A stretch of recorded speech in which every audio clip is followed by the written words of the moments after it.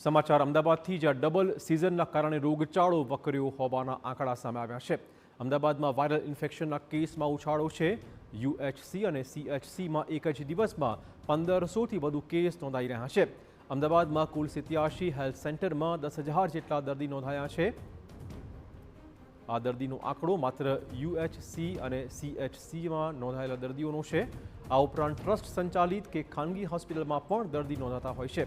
કોર્પોરેશનના હેલ્થ ઓફિસરે લોકોને viral infection સામે સાવધ રહેવાની અપીલ કરી છે અને માસ્ક પહેરવાની પણ તંત્રએ લોકોને અપીલ કરી છે।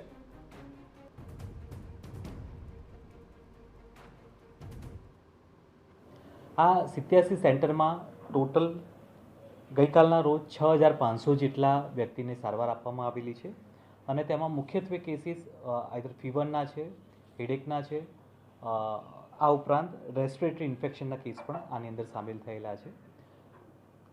સાથે સીએચસીમાં 4,000થી વધારે પેશન્ટને આ રીતે આપણે સારવાર આપવામાં આવેલી છે।